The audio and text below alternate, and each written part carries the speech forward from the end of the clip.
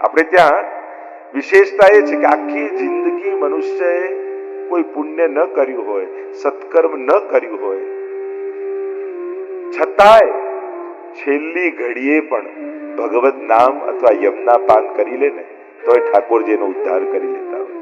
જો પ્રભુ અંતિમ સમય સુધી મોકા આપે છે. માણસ અને ભગવાનમાં ફરક જ છે. માણસ એક વાર, બે વાર, ત્રણ વાર, હવે કેટલી વાર આને ચાન્સ આપવાના? આપણે તરત એને દૂર કરી દઈએ. કેટલી વાર? 3 વાર તો કર્યું. ભગવાન અંતિમ શ્વાસ સુધી તક આપે છે. યુવાનીમાં આવે, ચાલ હવે ભજી લે, બાળપણમાં ભજી લે, યુવાનીમાં ભજી લે, હવે મોટો થયો 50 નો હવે ભજી લે, 60 નો થયો હવે ભજી લે, હવે તો ચાલતા ફરતા બંધ થયો, હવે તો એક જ જગ્યા, હવે તો નામ જપ. છેલ્લી ઘડી આવી, ભગવાન કહે ચલ અંતે જ્યાં મતી ત્યાં ગતિ. છેલ્લી ઘડી મારું નામ લઈ. જો આપણા ઘરમાં પ્રસંગ હોય, તમે બધાને આમંત્રણ આપ્યું હોય અને સાવ અંગત મિત્ર હોય એને જ કહેવાનું ભૂલી ગયા, બધાને કંકોત્રી આપી, સાવ નજીકનો અને ધ્યાન બહાર જ નીકળી ગયો, અને બધા એને ફોન કરી કે તમે લગ્નમાં ક્યારે જવાના છો? અરે ક્યાં લગ્નની કંકોત્રી નથી આપી હજી સુધી. અને કોઈ તમને કહ્યું અરે એને તો રહી ગઈ, અને તમે છેલ્લી રાતે દોડતા દોડતા જાઓ કાલે આવવાનું છો. પેલા શું કે હવે યાદ આવે? આટલા વર્ષોથી સાથે છે, છેલ્લી ઘડી ચા નહીં આવું. આ માણસ. અને ભગવાન પેલો ગજેન્દ્ર બધે ફસાયો, બધાને પોકાર્યા, ગ્રાહ મગર પગ પકડીને ડુબાડે છે, બધાને બોલાવે છે, બધા ભાગ્યા. અંતિમ ક્ષણે ભગવાનનો પોકાર કર્યો, હે હરી. છેલ્લે બોલાવ્યા એ પહેલા દોડીને આવી ગયા, ગ્રહનો ઉદ્ધાર કર્યો. આજ પ્રભુની કૃપા છે. આખી જિંદગી કદાચ ભૂલી ગયા, પણ અંતિમ સમયમાં પણ જો ભગવાન યાદ આવી ગયા તો પ્રભુ તમને નિરાશ નહીં કરે.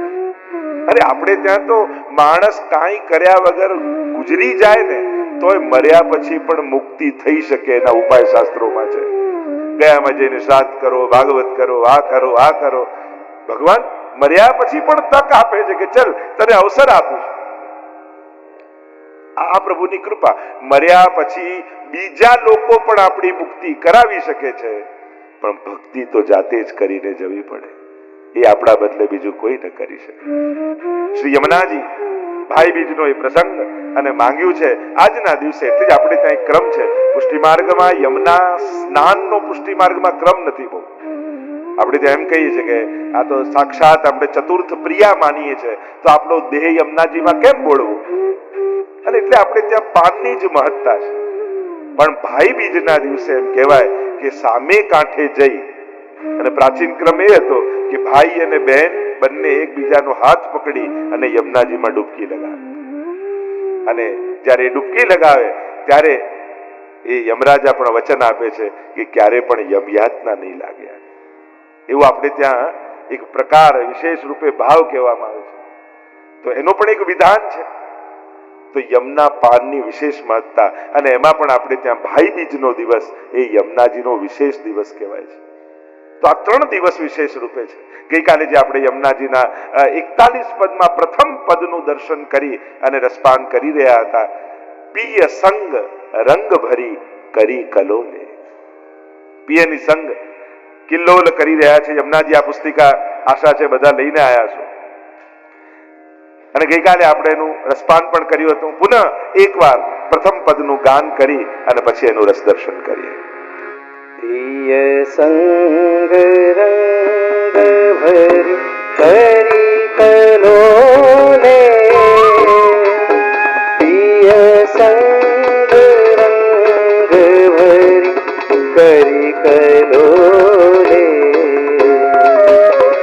सबने को सुख देन प्रिय संग करत सेन. चित में तब परत है जब ही बोले. प्रिय संग रंग भरी करी कलोले.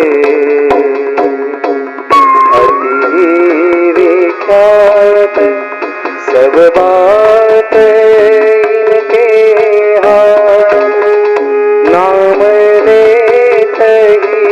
કૃપા કરીય તો રે નરસ કર પરસ કર જ્ઞાને હિયમે ધરે સદા વ્રજનાથ ઇન સંગ ડોલે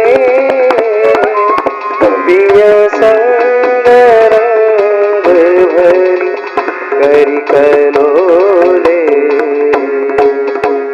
અતિ સુખ કર दुख सबने के हरण ये हीनो परन बेजू बोले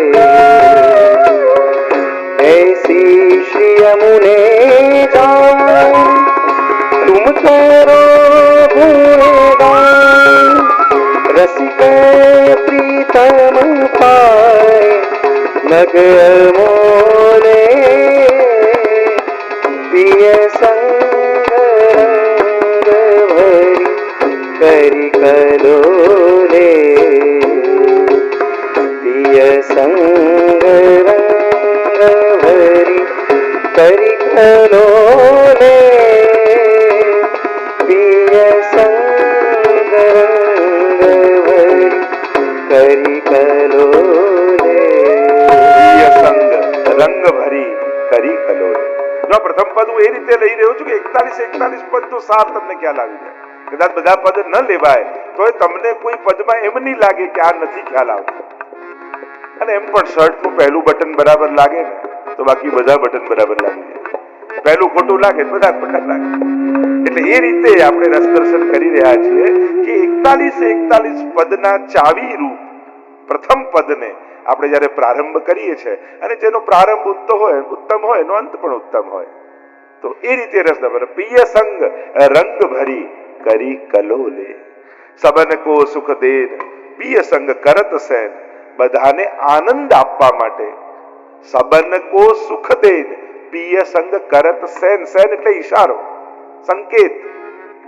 કારણ કે જે જીને ભૂલી જાત પિય તિને સુધી કરી દે 41 પદમાં આગળ આવશે. જેને પ્રભુ પણ ભૂલી ગયા છે દૈવી છે પણ એ દૈવી જેવો સંસારમાં જઈને સંસારી લોકો સાથે રહેતા રહેતા એવા સંસારાવેશિત થઈ ગયા છે કે ભગવાન પણ એનું વિસ્મરણ કરી ચૂક્યા છે. મહાપ્રભુજી પણ ષોડશ ગ્રંથમાં આજ્ઞા કરે છે કે ભગવાન કોઈનો હાથ છોડી દે હરિણા યે વિનિર્મુક્તા તે મગ્ન ભવસાગરે. જે સંસાર સાગરમાં સંસાર